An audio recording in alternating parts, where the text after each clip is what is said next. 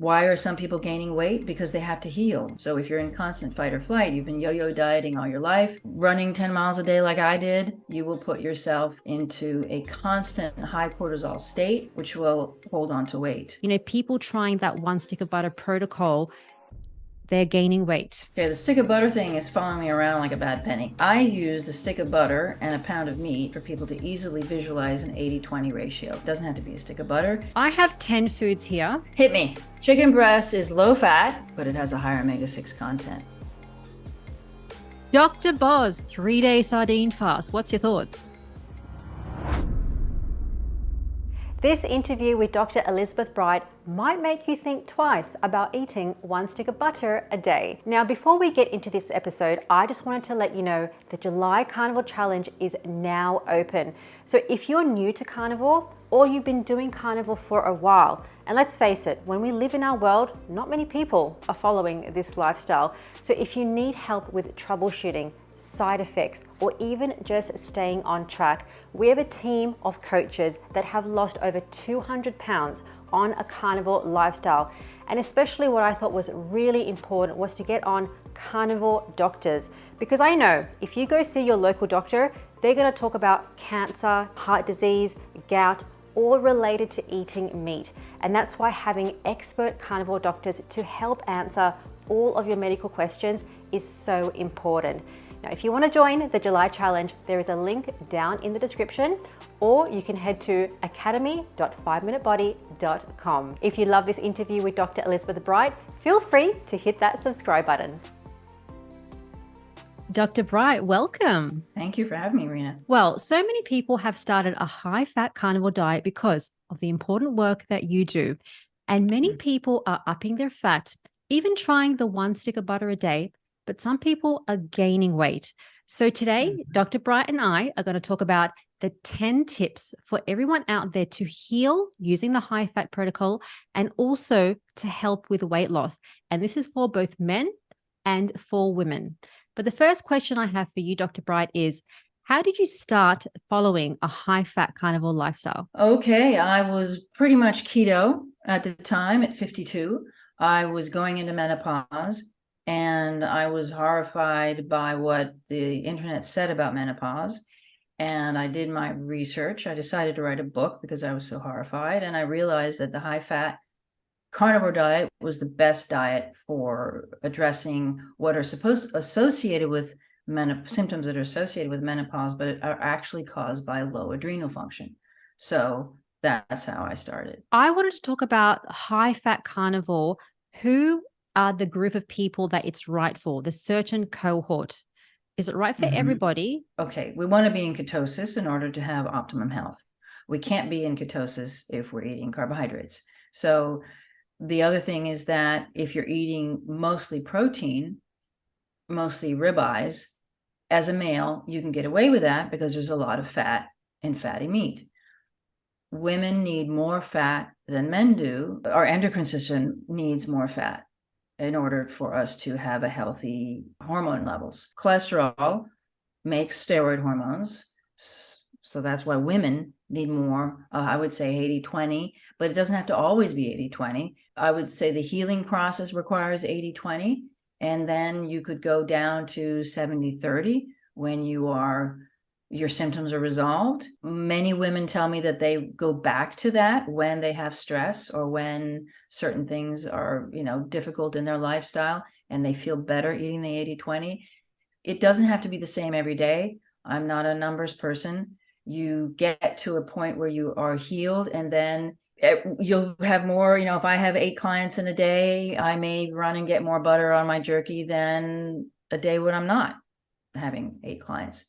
So it differs, it doesn't have to be the same every day. Men, I usually start with 70-30. I love that you said that it doesn't have to be the same thing all the time, and it differs every day, because by genders, we differ. By day to day, we differ with our stress and our levels. energy needs differ every day. Absolutely. Lack of sleep, more stress, women that are menstruating, women that are going through their menopause, men that have erectile dysfunction, men that have prostate issues, man boobs, all these different things, different issues arise where you need to go high fat. But I understand that the umbrella under which all this occurs is happening in your endocrine system. So can you Yes. explain to those people watching out there, what is our wonderful endocrine system and what does it consist of? Okay, so the endocrine system it's the glands that make hormones in our body, and the hormones are signaling agents that tell the body what to do. Basically, it makes physiology happen. It tells organs what to do, heart how fast to beat, when to beat, etc. It does everything. All steroid hormones are made out of cholesterol, and all thyroid hormones, peptide hormones, are made out of protein. So there are no carbohydrates. No hormones are made out of carbohydrates. So they're not necessary for the endocrine system. The thing about the endocrine system, though, is that I call, and many other scientists call, thyroid the master gland. It directs every single other gland and production of hormone in the body. It regulates everything. In fetal gestation, it's the first gland formed before the neural tube. It is the first gland that when vertebrates moved from out of the water onto the land, they needed a thyroid because they couldn't take the iodine that was in the water with them. So the thyroid evolved that way, and it directs every other hormone function in the body. So when it comes to these issues that we're experiencing, day-to-day symptoms, what are the warning signs that we have a problem with our endocrine system, the glands underneath, like adrenals? We spoke about thyroid. It could be ovaries. It could be your testes. These are all these different glands that sit under the endocrine system. What Right. are the side effects that both men and women can see there's something wrong and it needs to be addressed? I would say everything. I would Oh say gosh. everything because, really, because the thyroid directs everything. So erectile dysfunction, they're going to put it to low testosterone, but the thyroid hormone regulates how much testosterone is made out of the fat you eat. If you are under a lot of stress, you will be making cortisol, which is a steroid hormone, but not able to make perhaps as much testosterone. So you can either have a low-fat diet, you won't be able to make much testosterone, or you can have low thyroid function, you can't make much testosterone, or you don't have enough iodine, which is what thyroid hormone is made out of, which will also regulate how much testosterone you make. So it could be things like feeling fatigue, itchiness, bad skin, eczema. It could be pain, Oh, arthritis, inflammation. the skin is a very adrenal organ. The digestive system is, I would say, the intestines. So the tissues seemingly more sensitive to adrenal dysfunction are skin and digestion, because if you're in a fight or flight state, you won't be able to digest. Your skin is very sensitive to psoriasis, eczema. That's more adrenal. Sympathetic nervous system, depression, things like that are also very adrenal. But again, depression, bipolar illness, schizophrenia, these are all things related to low thyroid function. So you kind of go, the heart is told how to beat by adrenergic stimulation, which are neurotransmitters that come from the adrenals, but thyroid hormone tells them the rhythm to tell the heart how fast to beat. And when we take pills and potions and all these different things that the Western doctors kind of tell us, that's why it doesn't work, because you're not fixing the root cause of the problem. How many people do you see have thyroid or adrenal issues? Almost everyone. Almost everyone has these issues. So most likely, if you're watching this, and most likely if you have a weight problem, if you're coming to carnivore because you want to heal, you most likely have to address an underlying issue, which is exactly what we're going to talk about with these 10 tips. And this is where, because I really wanted to make it clear in terms of, people trying that one stick of butter protocol, they're gaining weight. And then you have these other bigger influencers saying you don't have to eat one stick of butter a day. You can just eat fatty meat and that's okay. Do you think in your experience that the one stick of butter a day is essential for people to heal and to eventually lose weight? Okay, the stick of butter thing is following me around like a bad penny. I used a stick of butter and a pound of meat as a way to visualize, for people to easily visualize an 80-20 ratio. It doesn't have to be a stick of butter. It could be tallow. I would prefer beef tallow or lamb tallow, mutton fat, ruminant, because that is the least inflammatory. Why are some people gaining weight? Because they have to heal. You cannot, if you are in a state of fight or flight, your body will hold on to weight because it thinks that it's holding on to calories for you to run away from danger. So if you're in constant fight or flight, you've been yo-yo dieting all your life, running 10 miles a day like I did when I was in my 20s, you will put yourself into a constant high cortisol state, which will hold on to weight. Inflammation causes the same issue. Trauma and stress cause the same fight or flight response. Your body doesn't know if it's a tiger. Abuse, malnutrition, you taking your phone to bed, all of these things causing a dopamine, too much dopamine signaling, all these things can cause hyperstimulation and put you in a fight or flight state. Your body will not lose weight in a fight or flight state because it thinks you need that tissue, which can be burnt for energy. So I would say that a high fat carnivore diet works because it's anti-inflammatory. It lowers cortisol. It takes you from that hypersympathetic state into a parasympathetic state. So you're no longer in fight or flight. So that's why I use it. Doesn't have to be a stick of butter. It could be 4 ounces of beef tallow. So maybe people should stop talking about the one stick of butter and start talking about overall increasing your fat intake to the Exactly. 80-20. I think that it's haunting you a bit. That's a lot of words. But it's haunting you a bit, right? Well, so only because butter. So I live in Italy. I get great butter. I can't get carnivore bars. I can beg and plead a butcher to give me a hunk of, I don't want suet because I use suet for making tallow creams for my skin, right? But I don't like to eat suet. So I will get beef ribs and make my version of carnivore bars because they have a ton of fat on them.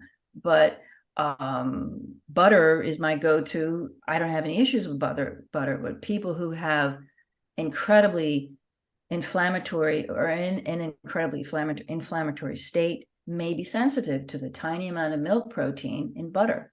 So if a person tells me they're feeling more inflammation, because usually they feel less inflammation, with the butter, I say try tallow for 2 weeks and see if that does it.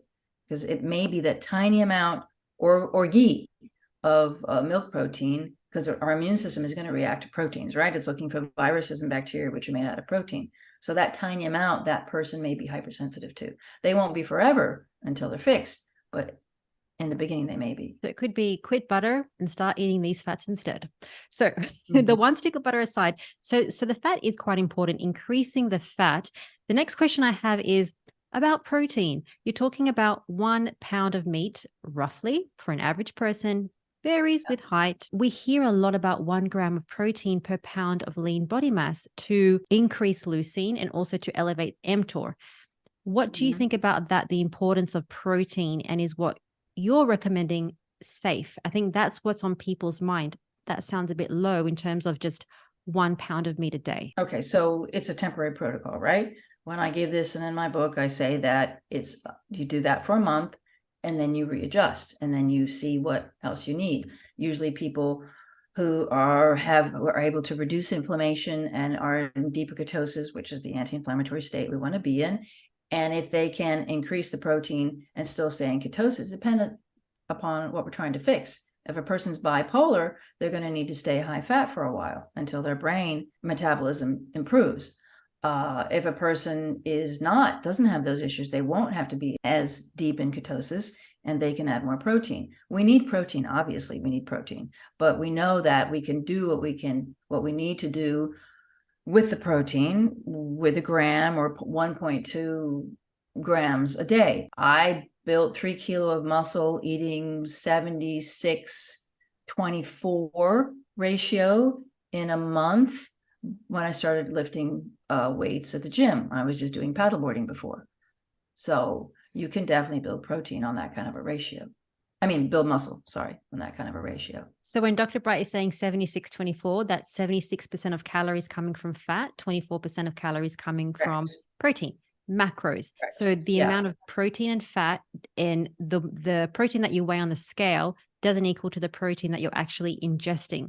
You have to kind of go on an app like MyFitnessPal or Carb Manager and have a peek at what the protein is. But a lot of people, they do well, especially for that shorter term, as you said. How long is that average period that you'd say that if you're intensively healing? I would say a month. The endocrine system works on a month, both male and female, a month. I don't measure anymore, but I'm 80-20, 76-24. I just measured the 20-76-24 because all of a sudden I had all this muscle mass And everybody's like, oh, you can't build muscle mass if you're not, if you're eating high fat. And I said, no, I'll check for this week. And there I was. So, as I said, it varies. It's dependent upon what you're trying to fix, what you're trying to heal. Every person is so different. Every person has a different underlying metabolic condition. It can be 4 weeks. It can be 6 weeks, 6 months, 12 months. Mm-hmm. And that goes on to the next tip, which is understand how you feel. Because I've heard you say that 80-20 is very important as a starting point, but you will teach your clients to titrate up or down, meaning Yes. move the fat protein macros up and down, depending on how you're feeling. Can you elaborate more about that? Well, I'm looking for inflammation to reduce. So how you're feeling, if your joints don't hurt anymore, if you wake up with more energy, if you're able to sleep better, all of these things are, people come to me with, I have a questionnaire and I ask them what's going on. What are the presenting issues? And these presenting issues have to be addressed. If there may be, people often forget that how well they feel, and I didn't lose 20 pounds like I wanted to, but I feel fantastic. I no longer have psychotic attacks. My GFR went up. My kidneys are functioning better. You have to be able to feel how you have improved. It's very important. People they know. I mean, I sometimes have to say, you wrote this is gone. And they'll be like, oh yeah, I don't remember that I even had that. Now, if you're one of my new carnivores on this lifestyle, or you've been trying carnivore for a while, but you have certain side effects. I was chatting to Dr. Bright about this earlier on. This could be due to an electrolyte deficiency.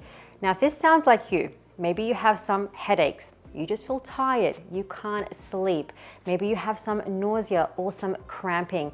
What you can do is to increase the fat into your diet. You can also try salting your water or salting your meals. If this doesn't work, I would highly recommend using an electrolyte supplement. The one that I absolutely love is Element. And the reason for that is because Element contains the right amount of sodium, potassium, and magnesium. And this is so important because it also doesn't contain any sugars, no preservatives, and nothing nasty. Especially if you're sensitive or new, they have the unflavored raw option, which I would highly recommend.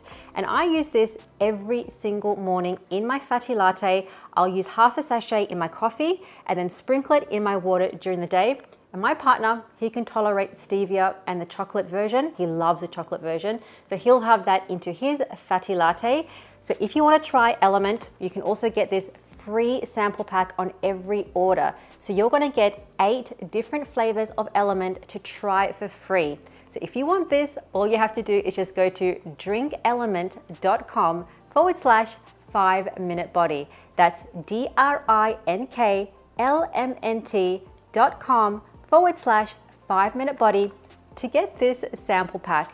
And thank you for Element for sponsoring this video. Let's just get back to Dr. Elizabeth Bright. And if some people, they want to lose, let's just say the 20 pounds, and they haven't lost it, what do you say to them? Usually it's a cortisol issue by that time. So I will definitely ask for salivary cortisol test and see if they have cortisol issues. I will address lifestyle changes. Don't take your phone to bed. Turn off the lights at 9. Stop doing marathons, things like that are important. I had this wonderful experience of speaking with someone today who has a very, very busy, very demanding lifestyle. And she listens to a piece of a piano at night and all night. It's the same short riff that keeps going and it helps her sleep. And now she has internalized it. So when it's very stressful at work, she just hears that in her brain and it switches her from a hypersympathetic state into a parasympathetic state. And that lowers her stress. So how does cortisol and stress hold on to fat? Because you're in a fight or flight state. So your liver is burning sugar. Your liver is making sugar in order for you to send energy to your muscles to run. The last thing it's doing is digesting. When you talk about stress and eating fat, because a lot of people say, oh my gosh, butter, a stick of butter has 810 calories. That's a lot of calories. And then plus you're eating that meat as well. In the context of healing and weight loss, do you think what matters? The hormones, the healing, calories? Which one is it, or is it both? Calories don't matter. Calories don't matter, but I mean, most people need to eat to satiety. Um, Hormones definitely matter.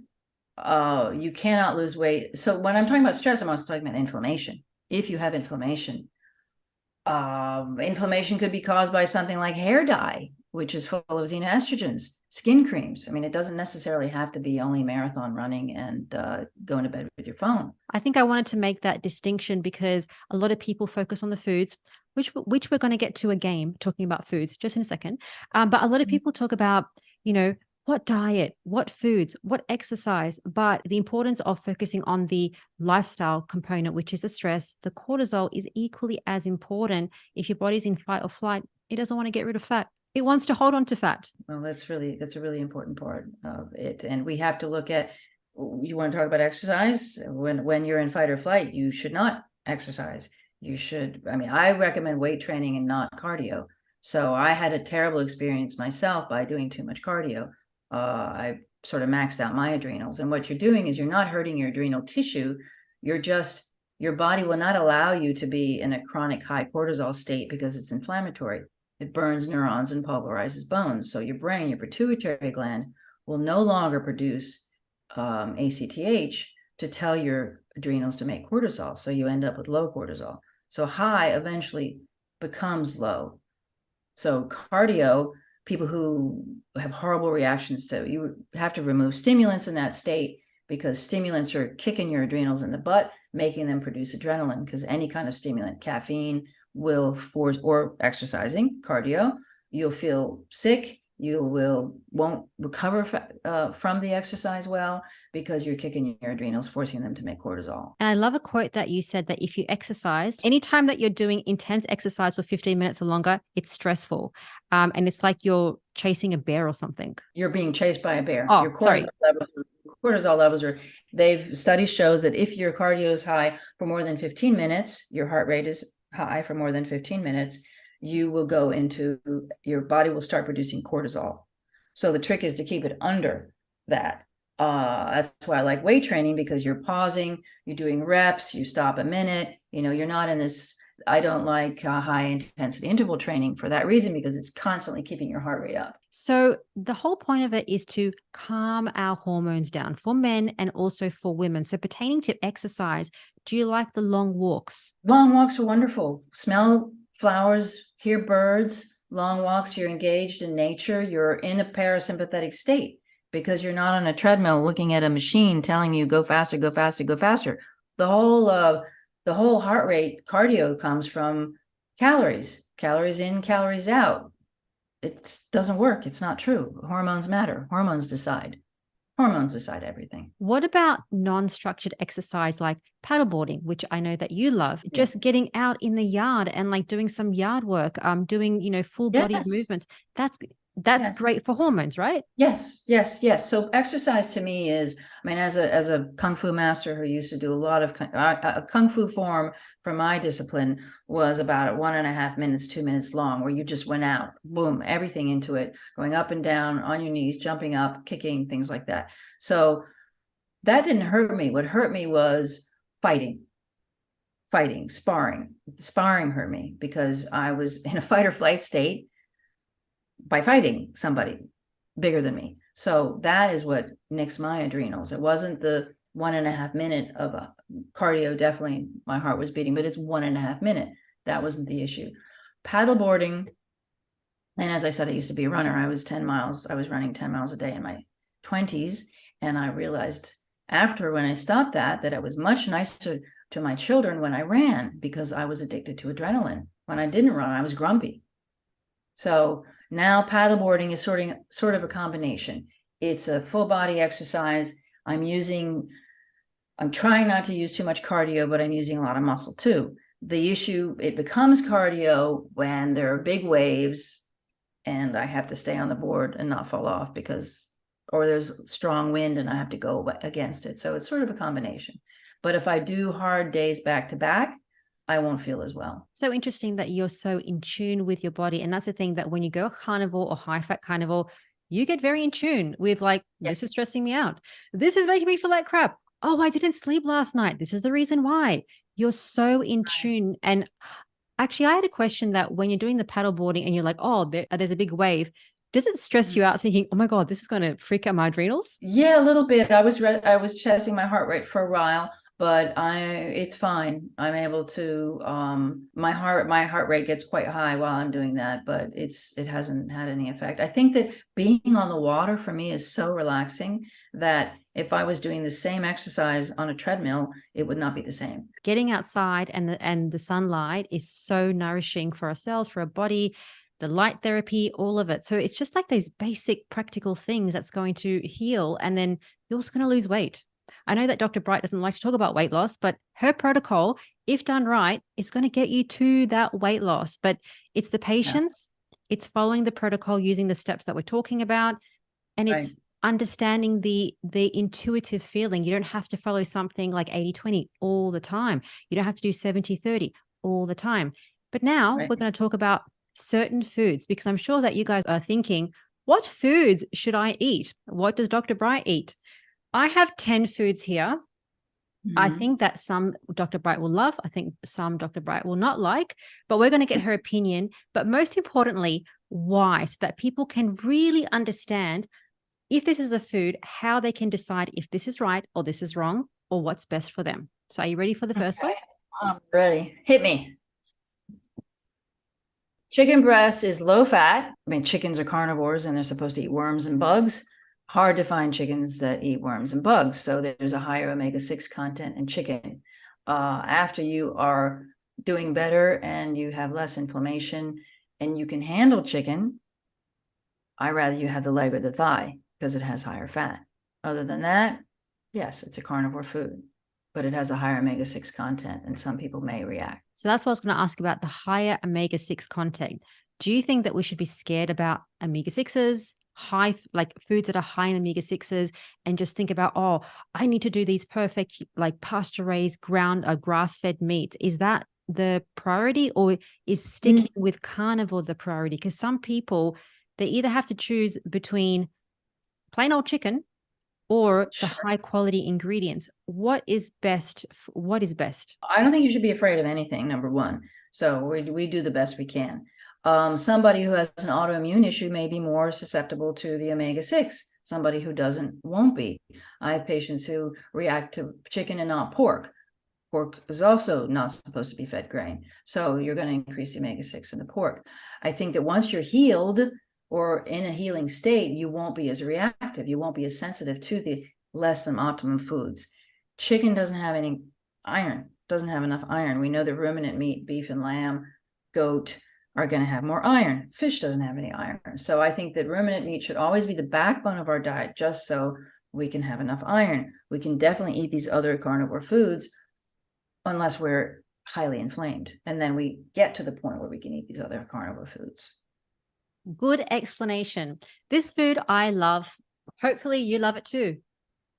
I do, but I can't get it wild. Anything farm raised. I mean, I don't know if you've been, my son lives in Athens, and if you go to around these big tubs, sort of in circular farming areas of bream or sea bass, right? And we know we don't have salmon here, right? So it's all farm raised. They don't eat very good food. They don't eat what fish are supposed to eat. They are in a fake environment. In the US, you can get wild salmon. I think that would be better than it's easier for people maybe to get ruminant meat, doesn't have to be grass fed, than wild salmon. That's my only problem. Salmon is not fatty. There's a part of the salmon that is fatty, but that's not the piece. The dark meat, that's usually not the piece we get. So it's a good food when you're healed. Absolutely. I thought that you'd love it. Well, I'm going to try for my wild caught salmon. I do like salmon, but I usually stick with. Yeah. Okay. Okay. So ground beef is pre-digested. It's okay. Mhm. But when they cut it, unless you're grinding it yourself, like my husband sometimes does, the blades of the grinder will heat the meat. That will increase the histamine content, but it will also make it lose water soluble nutrients. So if you're healing, it's better to stick with steaks. Afterwards, it's absolutely fine. I'm hoping this next one is a winner. I'm hard to please, Rena. We're talking about healing. Yes, I love ribeye, and mine is Yay! because Italian ribeye is not very good. Yes, love that one. I use a lot of beef ribs too for my snacks Okay. Why is ribeye such a great healing food? Healing and then weight loss. Why do you think it's such a great healing food? because it has a lot of fat. It's one of the fattier cuts. Okay. Is there anything that you would say about quality of a ribeye? Well, we were getting, so I don't like Italian meat because it's very lean. We were getting Scottish beef, all UK beef, and Australia and New Zealand is natural. They eat grass, right? So they're treated very well. Brexit happened, we could no longer get Scottish beef. Ireland is a part of, Europe, so we're now able to get Irish. But until we got that, we got German. And the German beef had was injected with so much water. I hope I don't get in trouble here, but that the pan that, the container, because I would get 16 kilos, cut them and cryovac them and stick them in the freezer, would just be full of blood because all this water was coming out. Now with the Irish, absolutely no blood because they're not injected with water to make the meat heavier. Oh, okay. It costs more. Oh, see, that's why I'm trying to ask. That's why I'm showing these foods, because a lot of people are going to say, well, I can't afford a ribeye. I can't afford this. So talking about affordable, budget friendly, good quality foods. I mean, does it exist? Beef ribs. Okay, so my only issue with beef rib, I make all my carnivore bars or I can't say carnivore bar, my tallow bars and beef cookies out of ribs. It's laborious, but it gives me a ton of tallow and I can do a lot of stuff with the meat. Beef ribs are very inexpensive, relatively speaking, right? And they're Italian. I don't have any problem with them. We spend less money carnivore than we ever did when we were eating vegetables and other foods. So we've actually checked this out. We've compared what we spent of pre-carnivore to carnivore when I was 52, 54, and now. So the cost of meat has gone up, but you also have to understand that when you are functioning better and healing, you're spending less money and you're making more money because you're feeling better. So it's a period of time where you have to focus on healing. And then, Ken Berry has talked about, yes, I think that you can be carnivore and eat sardines and hot dogs. Absolutely. It depends on what you're trying to fix, but you can be low budget carnivore. You don't have to eat ribeye. You can eat hot dogs and butter and sardines. Well, how funny. Because that was my next one. Sardines? Yeah. So what do you think about Okay. Dr. Boz 3-day sardine fast? What's your thoughts? Meh. Sardines are great. I live in the area of, Liguria, we would get fresh sardines, and I prefer anchovies personally. You have to be careful about what they're packed in because now there are loopholes. You can say it says it's in olive oil, but it's actually 5% olive oil and 95% safflower oil. Unfortunately, I don't worry about calcium, so I don't think that the bones that I'm eating with the anchovies of the sardines are that necessary for my health. Omega-3s are a buzzword now. I get adequate omega-3 from the fat of my meat. So I don't think that's something you have to eat to be healthy. I think one of the great French snacks is anchovies with butter. So, on little toasts, just don't eat the toast. That was my thing going to Venice. There's a thing called cicchetti. Yes. So I just had the stuff on top, ditch the bread. All right. Right. What do you think about this one? Raw, the whole raw thing. Okay, so when you pasteurize milk, you're killing enzymes, right? You're taking away the probiotic content of the milk that is supposed to make you be able to digest the milk better. You're not changing the macronutrient content. You're not changing the lactose, the milk protein, or the fat content. That doesn't change.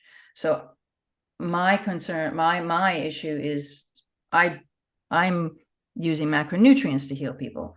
I'm not using enzymes and probiotics because a carnivore gut doesn't need the probiotics that the vegetable eating gut needs.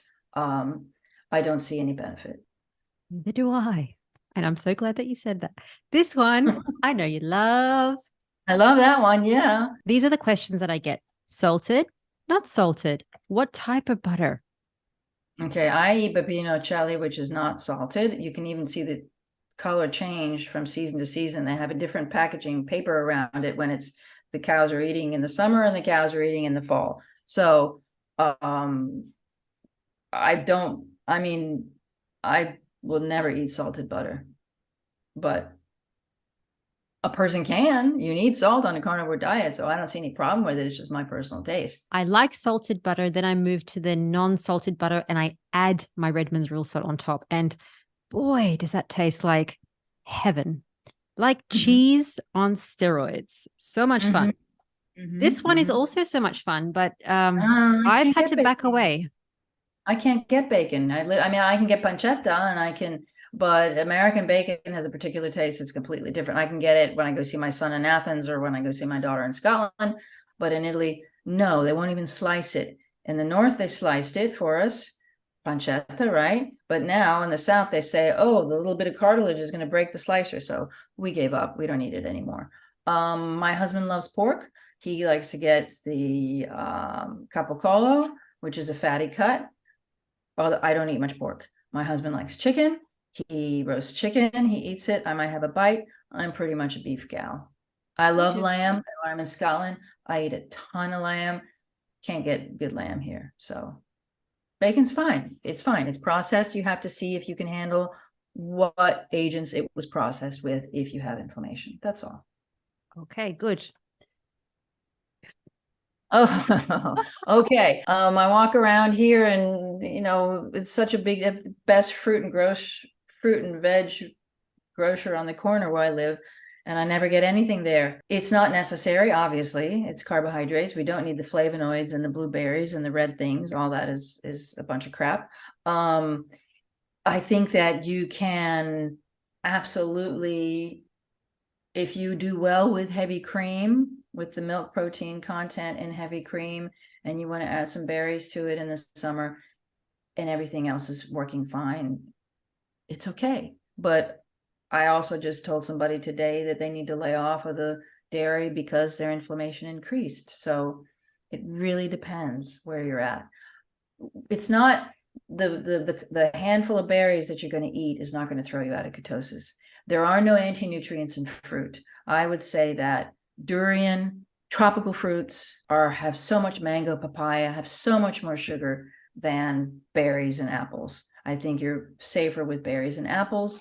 If that if you don't have a neurological disorder like Parkinson's where you need to measure your ketones, I would say even if you do, a handful of berries is not going to throw you out of ketosis. Vegetables have anti-nutrients. Fruits don't have anti-nutrients. They just have sugar. I'm so glad that you clarified that because some people say no fruit. Some people say, oh, yes, have some fruit. So, really depends on your metabolic flexibility and where you're at in your healing and weight loss journey. This is my favorite. Oh, every morning. Okay, but all right, absolutely. I mean, I drink decaf every morning with a ton of butter. So the fatty latte is water with the butter. No, it's butter with coffee. Okay, fatty latte. Okay, yes, absolutely. I drink it every single day, sometimes twice a day. So I'll have one in the morning. If I go paddleboarding, I'll have another one when I get back. And you mentioned decaf. So, should we not be having caffeinated coffee? I recommend avoiding stimulants because you're kicking your adrenals whenever you're having the 0.0001 amount of caffeine in decaf in the morning is not going to cause an inflammatory response. Okay, well, that was the 10 foods, but we still have 5 more tips to get through. Now, you recommend, I don't know if we spoke about this, starting slow and spreading out your meals during the day. So, especially when you're starting out a high fat kind of a lifestyle, Mm-hmm. a lot of people will do 1 or 2 big meals, but then they're going to get some side effects. Why do you recommend snacking through the day, 3, 4, even 5 meals? Why is that so appropriate for people? For healing because of the adrenal. So the whole world at 11 o'clock is at the coffee machine, in a pastry shop, in a coffee shop, smoking a cigarette on the corner at 11 o'clock. The whole world is doing the exact same thing at 3 p.m. all over the world and wherever their time zone is. So they had carbohydrates for breakfast. They're crashing at 11. They need a bump. They have lunch. They're crashing in the afternoon. They need a bump. In order to balance your blood sugar, moving from somebody who's eating carbs, perhaps, or a high stress situation or an inflammatory situation, they need to balance their blood sugar, stop the adrenaline to kick by kicking in, stop the adrenaline from kicking in. And they do that with small amounts of fat at these times of the day. That will give them the energy they need not to go into a sympathetic stress state. You don't recommend fasting. So I'm So the anti-faster. I know you're the anti-faster. That's why I have this question, which is because you see people doing the 2 MADs, the 1 MAD, and it's like, oh, please don't do it. Do you think it differs for men and women? Can men do OMADs? Well, it depends on what they're trying to fix. So usually people come to me with issues, with health issues. They're not coming to me with no health issues. I mean, basically, if I'm having butter in my coffee and my decaf and lunch and dinner, I'm eating 2 MAD, aren't I? Because the fat in the morning is, according to medicine, if you're not eating carbohydrates, you're not eating, you're fasting. So we know it's not fasting because we're getting energy from the butter. But medically speaking, you're fasting. But I'm going to snack when I'm working all day, going back and forth, because I'm going to go get a piece of butter and put it on a piece of jerky so I can get through another hour of thinking a lot about what's going on with the person in front of me. Yes, I guess possibly, but I would never recommend one meal a day, because the stress that you have, we can't avoid stress. People have to work. We have families. Anytime you're setting yourself up to go into adrenaline if you're eating one meal a day. And I think people know when they're fasting too much, you'll have those feelings of tension, anxiety, irritability is a big one. Lack of sleep. Angry, pissed off. This is not like, oh, because somebody has pissed me off. It's because you're not nourishing your body so that you can't respond in a calm way. It's all about blood sugar. So violence is a blood sugar issue. I think that Dr. Joan Ifland spoke about that around food addiction. And she was saying that she grew up in a traumatic household. So she learned that, she has to take out the sugar and the processed foods. Once she did that, she found that she wasn't raging in front of her children anymore. So that's going to come out on my YouTube channel, I think this week, actually. So I'll link it down below. But it's so interesting how the sugar, the processed food, and all this rubbish that we're eating, it affects our mental health, depression, anxiety, how you treat your family and your husband or your spouse and all the rest of it. The food, your hormones, it interrelates all of it. Yeah, I don't really believe in addiction, because to me, addiction is an energy deficiency. So you're craving something, you need something. It's usually a stimulant, and sugar is a stimulant. If you're able to make energy naturally, properly, you won't have any addictions. The little girl who has chocolates or candies in her pillowcase and grows up to have substance abuse issues is because she was unable to metabolize energy properly. So do you think there's any such thing as sugar addiction? Energy. It's an energy deficiency. You're unable to make energy properly. So you need sugar, because sugar is just metabolized on your tongue with amylase. Your saliva, boom, it's broken down. If you can't properly metabolize, and it's more complicated, fat or unable to break down fat and protein into fatty acids, but you need energy for your brain, you will be looking for carbs. So anybody who has a hormonal dysfunction, thyroid or adrenal, will need stimulants. Sugar is the easiest stimulant, the most accessible stimulant around. Okay, the importance of iodine. Can you explain why is iodine so important, and what foods can we get it from? Okay, no foods. It's impossible nowadays. So a can of sardines has 35 micrograms of iodine. Okay. The thyroid needs daily 6 milligrams of iodine. Breast tissue needs daily 5 milligrams of iodine. The ovaries and the uterus, and the male, the prostate, all mucus producing tissue. That means vaginal, intestinal, sinus, respiratory, all need iodine. We cannot get it anymore. Our environment is so polluted with forever chemicals, PFAS, phthalates, halides, fluoride, chloride, etc., they interfere with the absorption of iodine. We can't get it. We all must supplement with Lugal's iodine, which was invented in 1829 by Jean Lugal, and it is the perfect solution for us to supplement with. I think that in the 80s there was less pollution, but now we know that there's bromide in car seats and baby seats in our couch, fire retardants. So it's very difficult to find it in food sources. It used to be a goiter belt issue. Michigan, Tennessee, where my family's from, Switzerland, people were born with iodine deficiencies because the land, the soil was deficient. For mountainous areas, the iodine has moved out of the, when the glaciers melted, moved out of the soil, and the animals eating the soil, the grass, did not get iodine. That's not every single, I can't think of anywhere that you can get grass that is sufficient in iodine, or the seas, they're polluted. So everybody should supplement with iodine, men and women. And most importantly, adolescents, because adolescents need 40% more iodine and 40% more thyroid hormone because they're starting to build sexual characteristics, both male and female. So where are they getting it from? So the thyroid will take as much as it can because the thyroid builds sexual characteristics. Thyroid hormone, it regulates the building of sexual characteristics. And if they don't have iodine, they won't be able to have the iodine from which the thyroid hormone is made. What you just touched on now, which is adolescence, talking about high fat for teens or even 20s. What's your perspective on that? Well, along with the iodine and the thyroid hormone, you need steroid hormones. Cortisol levels peak at 3 months old, and then they rise precipitously again during adolescence because estrogen is being produced, testosterone is being produced, and those hormones raise cortisol levels naturally, in a natural way, okay? Now, if you don't have enough fat in your diet, I ate no fat when I was 15. I fasted, 500-calorie diets for like 5 months, crazy things like that.